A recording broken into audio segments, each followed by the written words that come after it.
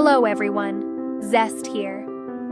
Neil Howe, in his apocalyptic bedtime story, The Fourth Turning is Here, proposes that American history, like a nervous tick, moves in repeatable cycles. If Neil Howe is to be believed, and why not, since prophets are always more entertaining than accountants, then American history is less a stately march toward progress and more a cosmic game of musical chairs, with the band changing every 20 years and the furniture getting increasingly rickety. According to Howe, our Anglo-American tribe has, for the past half-millennium, been caught in a sort of historical spin cycle. These turnings, as he calls them, come in fours, like horsemen or beetles, and together they span the length of a long human life, 80 to 100 years, give or take the odd war or financial panic. Picture history as a grand cosmic waltz, the seasons pirouetting from spring's rebirth to summer's growth, then stumbling into autumnal entropy, and finally collapsing into winter's creative destruction. It's less progress than rinse and repeat, but with more drama and better costumes. At the start of each turning, people change how they feel about themselves, the culture, the nation, and the future. Now, Howe insists we are deep in the throes of a fourth turning, which, like a hangover or a family reunion, is that special season of crisis when the fun stops and history takes off the gloves. A period the Chinese might call interesting times, and which Americans, in their understated way, might call a hot mess. It is a decisive era of secular upheaval when civic trust goes the way of blockbuster video and partisans foam at the mouth with righteous fury. According to Howe, our current societal migraine began in 2008. This is the millennial crisis, when Wall Street nosedived, taking the middle class, housing market, and several Icelandic banks with it. America, once proud steward of post-war optimism and suburban lawn care, now found itself flirting with authoritarian identity politics, meme-based governance, and the ghost of Andrew Jackson. The MAGA movement rose like a souffle, and reality TV's Donald Trump stormed the gates. Pessimism is in vogue, populism is the new black, and partisanship is so fanatical, it makes the Hatfields and McCoys look like a book club. The Fourth Turning is not so much a chapter as a plot twist, history's great discontinuity. It ends one epoch and begins another.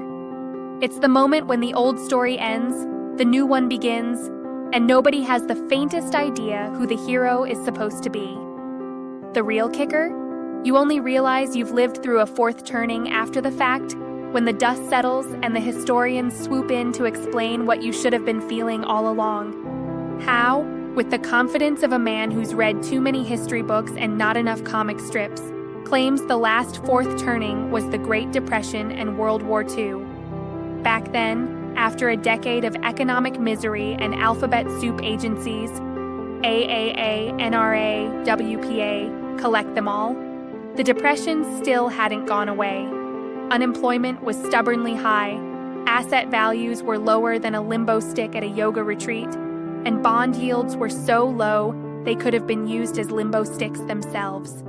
Yet, in a twist worthy of Hollywood, FDR's achievements were later lauded as monumental, a bit of post-war myth-making that would make the Brothers Grimm grin. Both the last fourth turning and the current one kicked off with a global financial crash, a severe economic contraction, and a general sense that the universe was run by the Three Stooges.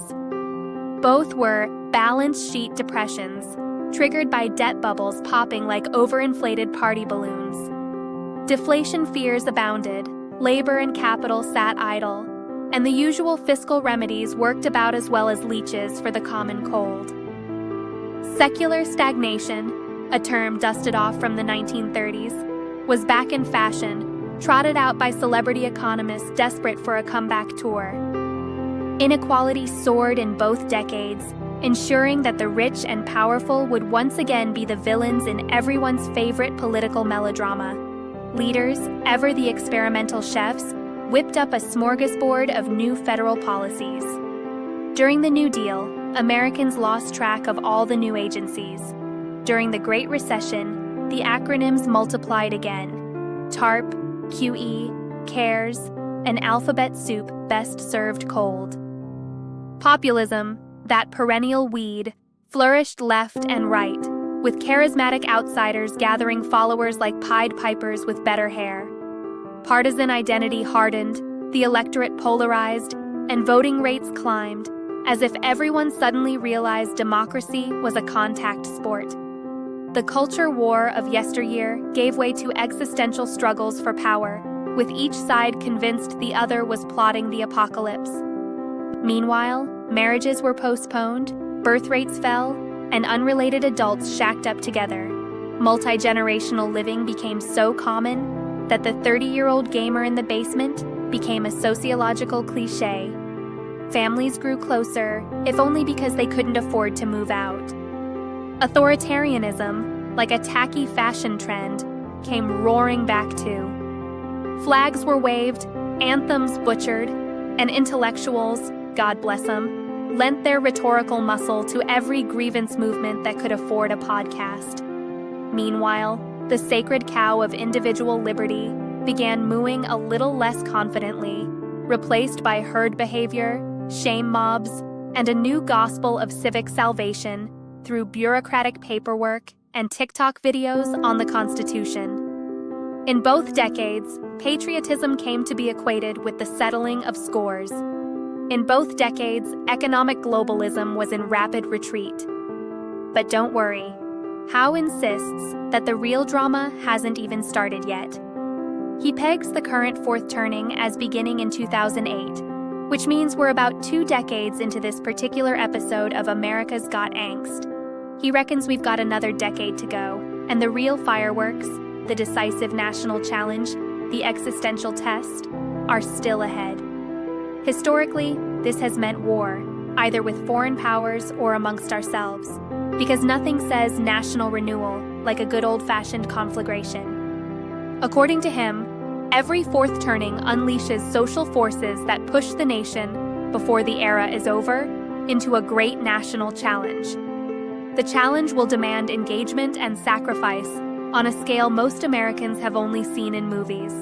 Every fourth turning ends not with a whimper, but with a history-altering kaboom. We don't yet know what this challenge is. War, civil upheaval, mass psychosis, take your pick. It's the part of the cycle where the old order finally croaks, and the nation either reincarnates into a shinier beast or decomposes into a cautionary tale. The historical menu offers Revolution, Civil War, and World War II as the chef's specials. This time, who knows? Perhaps a cybernetic Cold War with AI toaster ovens. But war is not inevitable, merely probable, like rain at a British picnic. Still, there's a silver lining, or at least a pewter one. After the final act of this generational demolition derby, America will supposedly get a fresh new operating system. The old order will crumble, and by the time the dust settles, America will have a new identity, a new sense of income, class, race, nation, and empire. Out goes rugged individualism and ironic detachment. In comes community spirit, public trust, and a cheerful consensus that Big Brother isn't so bad if he offers decent health care. Millennials, that much maligned generation, will discover that civic membership is a two-way street. More benefits, but also more duties. They will finally get a shot at national purpose. But before we cue the inspirational music, Howe asks us to remember this.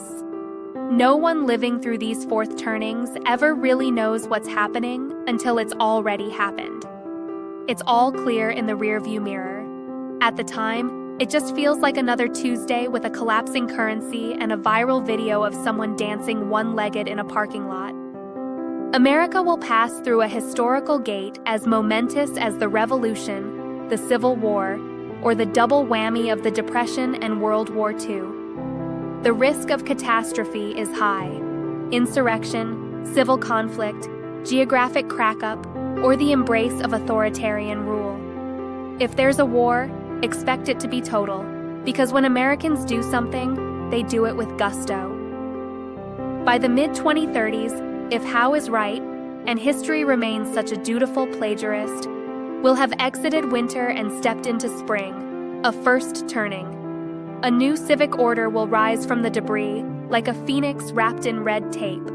Things will feel orderly, optimistic, predictable, which is to say, deeply unsettling. Yet, as the wheel turns, Americans will also have the chance to achieve a new greatness. Long-term problems may finally be solved, if only because the alternative is unthinkable.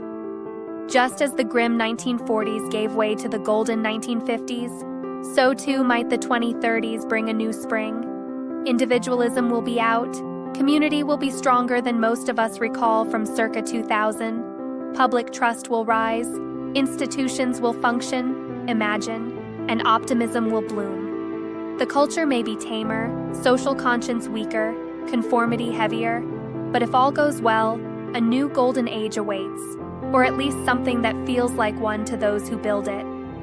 As a final thought, don't let the textbooks fool you either.